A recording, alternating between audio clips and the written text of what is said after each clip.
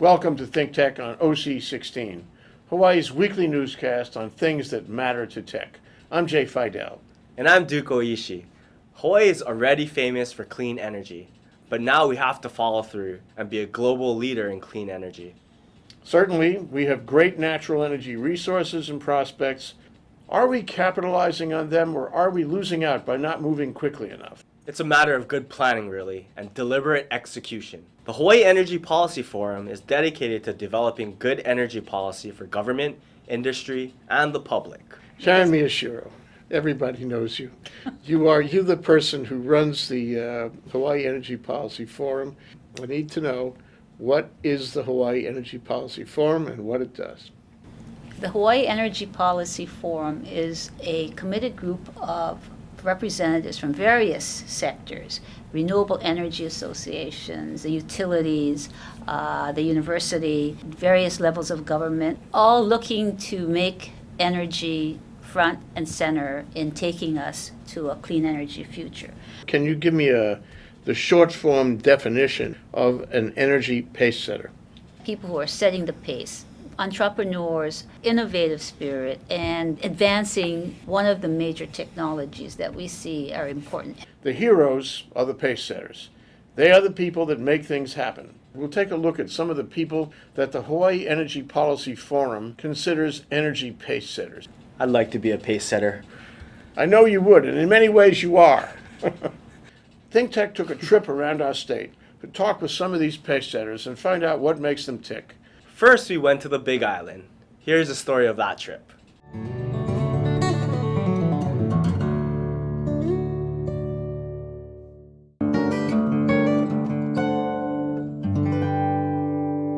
Largely what Sopogy is up to today is we are working on taking our power solution to the world in a big way. We're looking at signing very large power contracts globally. We can utilize the project which we built here in Kona and have people visit that and go back to their countries of origin, whether it's in Europe or Asia, and build similar projects out there. So, our goal today is really strong commercial focus, build big projects as quickly as we possibly can. Hawaii has the characteristics to be a great lab. It has the characteristics for excellent research, very conducive environment, strong academic environment as well as entrepreneurial environment, but also all of the tools that you need to try and take the technology out globally. Hawaii is really developing itself to be the clean tech version of Silicon Valley. Well, the biggest problem we have in clean tech and probably technology companies in general is capital. And no capital means you die or you move. What you are seeing is the new breed of countries, Germany and China and India. These are countries that are absolutely going forward towards the green energy future in a high-speed way. So I think you're going to see those countries begin to lead us in this green energy revolution. Other countries will fall behind. It's a matter of timing, I think, here in Hawaii. I think the reality is, we are in desperate need of good leadership now. Now more than ever.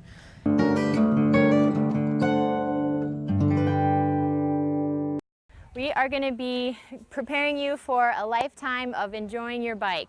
Yeah. All right. Our biggest challenges are trying to convince the powers that be now that these guys in our next generation need to be set up to ride in a safe and fun environment. So this particular school that we're at today will be receiving well over $300,000 for some sidewalk improvements to improve walking and biking to school. Today we're teaching over 100 students. We have 4 classes. Bike Ed is just one gateway into the efforts to really transform the way we move in our communities. In looking at our energy future, we've got to take steps to make it equitable and safe to get around. And the bicycle is one of the most simple, cheap, and efficient ways to get around. And that's what we're doing now, is starting with this generation of kids and helping them to appreciate the need to have a community where you can bike and walk. And an energy secure community is a community that you can bike in. Shaka!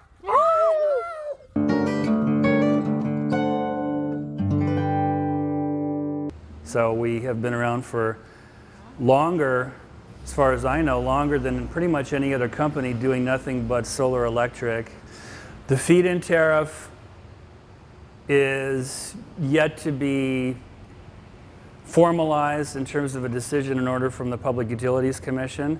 In February of this year, several months ago, HECO submitted a filing to the Public Utilities Commission where they, in effect, went on record wanting what they call a moratorium against any future distributed generation on the Big Island, Molokai, Lanai, and Maui. The HECO companies agreed formally as part of the HCEI to go to higher levels of distributed generation within their grids, including going up to 15% of max demand for any particular circuit or feeder. But the reality is they don't feel they can go to 15% until they get formal approval from the Public Utilities Commission. And that's a very big choke point. And there are numerous parts of the island here, and on Maui, and on Molokai, and on Lanai, where the door has been closed.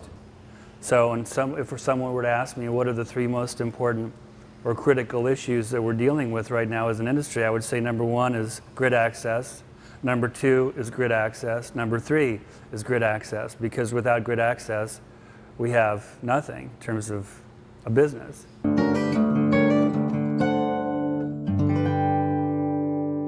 It just diverts water out of the river at a higher elevation, brings it down through a pipeline, and then goes through the turbine, makes horsepower to generate the electricity. Our load is determined by how much water there is in the river. If we get a half an inch of water a day up at the dam, which is at 2,000 foot elevation, we can run full bore.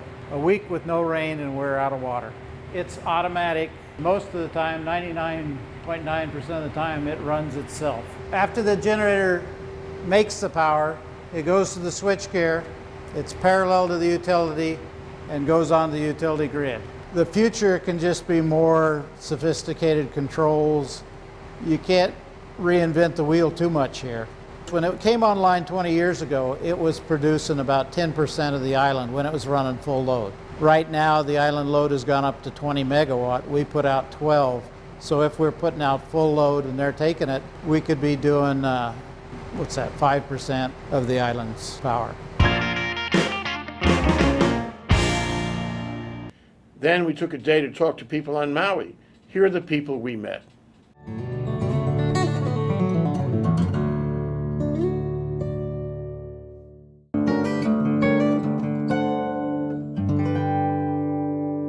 We're building another plant on the Big Island, and this will be the first plant we've built in Hawaii that is specifically designed to take crop oil, plants of oil that has been grown here in Hawaii, and make it into biodiesel. So this plant is a 2.5 million gallon a year production volume, and our largest plant right now in Hawaii is 800,000 gallons a year, so a bit more.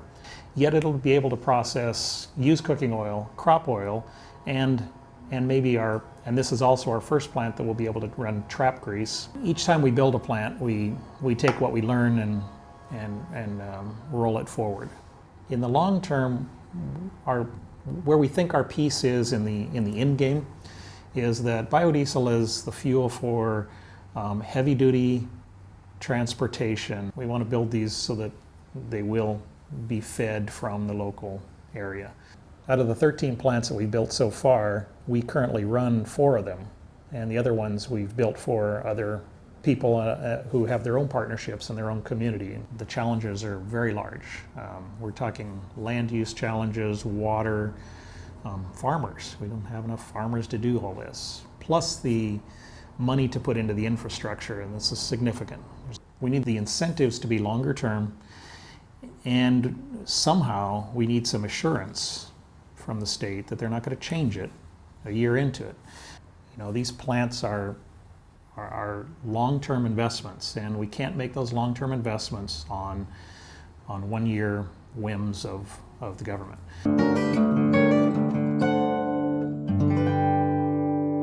This is Kaheawa Wind Power, and it's a 30 megawatt wind energy project. It consists of 20 wind turbines made by GE each turbine capable of producing about 1.5 megawatts of electricity. That equates to approximately 9% of Maui's energy, or roughly 11,000 homes. This project was completed in June of 2006. These 20 turbines, the project as a whole cost nearly $77 million. We're hoping to go into construction in 2011 on another 14 turbines similar to these towards the Makai part of this ridge. That'll provide another 21 megawatts. First Wind currently has this project here on the island of Maui, as well as 6 others in Maine, New York, and Utah. We are hoping to go into construction this year on a wind energy project on the island of Oahu, just on the outskirts of Kahuku town on the north shore. It'll be a 30 megawatt facility. One of the challenges we have as a wind energy company is that each of our islands here in Hawaii is electrically isolated. So one of the ways we are addressing that is that with our Kahuku Wind project coming up this year, we're going to include a battery energy storage system. Let's not forget about the Pacesetters on Kauai.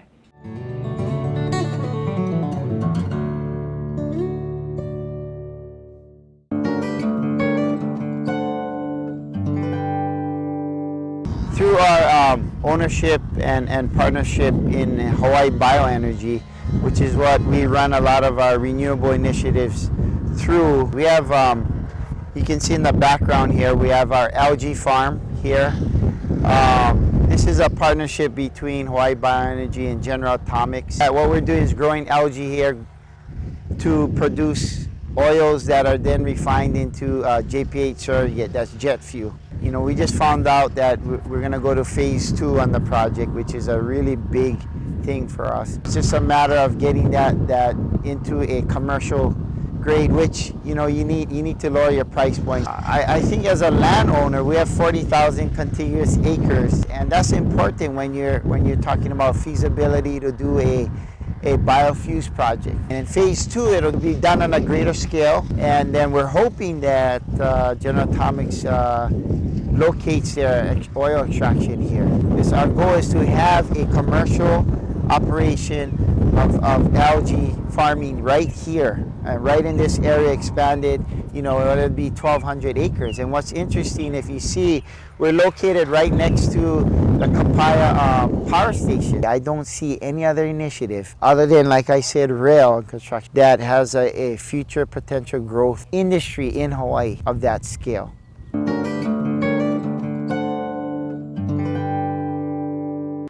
We have about 3,500 acres under lease. We have about 2,000 acres of that planted in trees. So when we built our hydroelectric plant, which is further down on the property here about a mile away, we built the entire building out of Albizia wood. We're talking about an exceptional feed product on the top of the tree, fuel product through much of the tree, and a wood product through anything that is suitable for wood.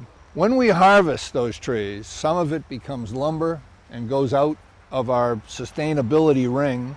Some of it goes into our biomass conversion unit to make electricity. And at the same time, it makes a lot of heat. We can provide the nutrients necessary to grow those cattle here, and then provide the cooling facilities necessary to hang those cattle here. If I'm right and things really get difficult in the next few years, we'll still have the capability of producing food. We'll still have the capability of producing power. I've had legislators standing right where you're standing, and I've had Neil Abercrombie standing right where you're standing, and I'd say the same thing, right? Let's do something now. Don't sink all your eggs into these baskets of what's coming in the future.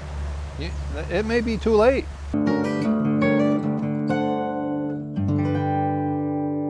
or 4 years ago, several of us got together and decided to form Kauai Farm Fuels as a recycling company. Because not only do we operate as a recycling company, our entire company is based upon recycled material. We may look like Sanford & Son, and that's okay. That's what we are. We take pride in that, and we try to do that with fuel. So we can, you know, and the most well known is making biodiesel. Probably as valuable a fuel is simply the cleaned up vegetable oil. And one of our best clients is Grace Pacific here on Kauai. who's been using that fuel in their batch asphalt plant for years and years and years. So we either make biodiesel when there's the demand for it, or we just clean up that vegetable oil and use it as flame burner fuel. You know, petroleum industry has had, 100 years to work these things out, so we're just getting started.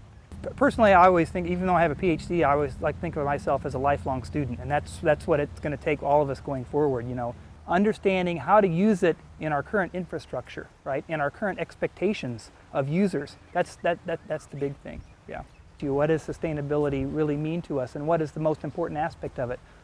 It comes down to food and fuel, which are really the same thing. And so actually I got into this because I kind of got scared, right? Because I'm a good student, right? I asked the question, and the answers I found were frightening. 5 years, may not seem like that long, but with regard to world energy production and cost and availability of fuel to Hawaii, maybe even you can't pull up to a gas station and get fuel anytime you like. That is a potential scenario within 5 years. Are our leaders going to lead us through that transition? Or are they just going to wait until it's every person for themselves? Lead, follow, or get out of the way. Yeah?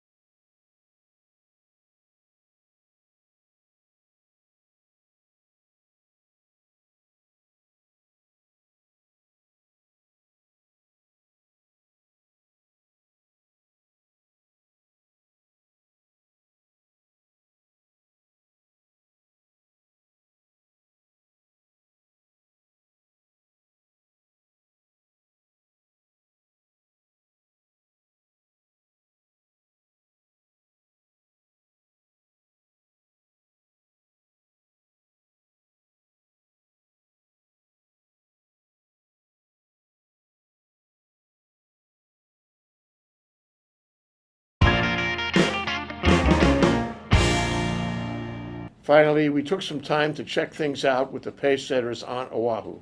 Here are a few of them.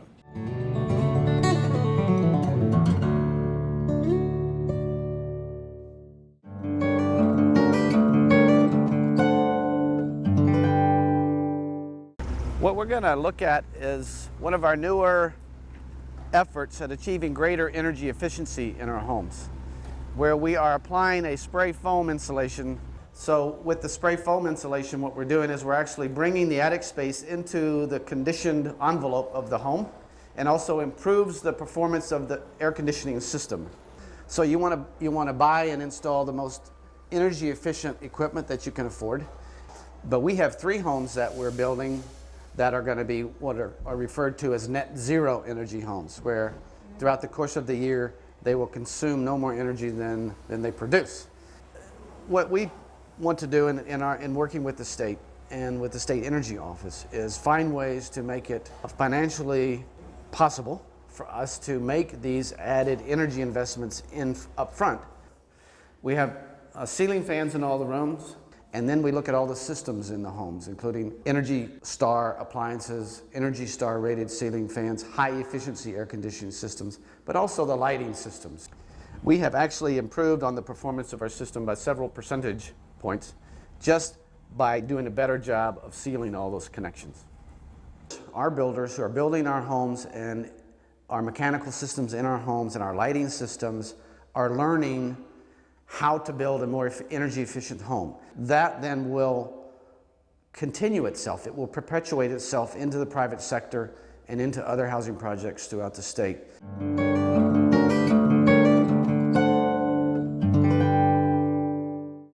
A lot of people in Hawaii have this vision of thousands of acres of algae farms, big lush algae farms producing biofuels for the military.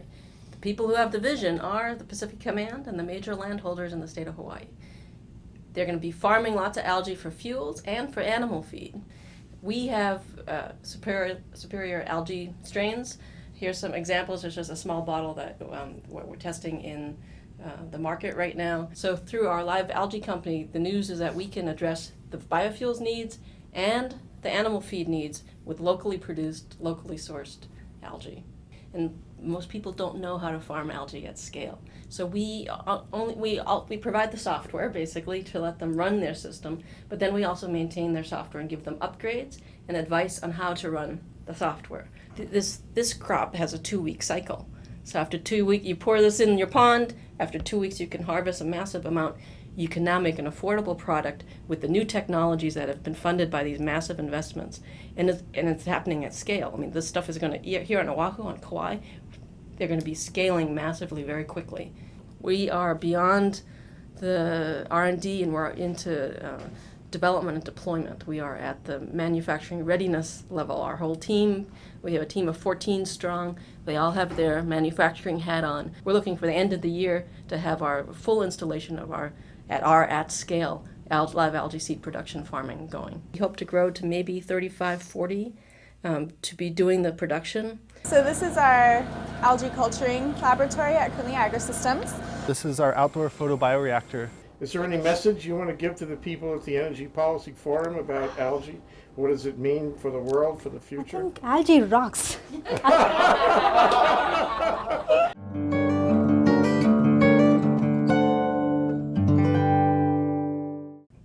So there are two resources available to us.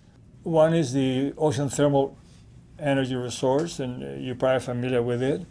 And we have determined that the resource is such that theoretically all the energy needs for the state of Hawaii could be met many times over using ocean thermal energy conversion. And what is really attractive about it is that it is available 24 hours a day, 7 days a week, every day of the year. In the case of wave energy, as you well know just by walking along the beach, even though we can predict the waves quite well a couple of days ahead of time, it is not there all the time. So it's what we refer to as an intermittent resource. Although not as intermittent as wind energy, for example, or solar energy, it is intermittent nevertheless. But what is really beautiful about Hawaii, and we're really encouraging, is that we do have resources that we can use. Now, one thing is the resource, another thing is the technology that you require to make that resource useful to the user. And that's what we're working on. What we're doing at the university, at this new center that is sponsored by the U.S. Department of Energy, is called the National Marine Renewable Energy Center. It's housed at HNEI, the Hawaii Natural Energy Institute, UH in Manoa, and what they call facilitators. So we're trying to find a way to combine the know-how at the university with these pioneers or developers trying to implement equipment that will make use of this resource to make it available to the end user. Now they have all kinds of things like 30% by 2030, 70% by such and such, and it doesn't matter. What matters is that there's an impetus to increase considerably the amount of renewable energy that's being used.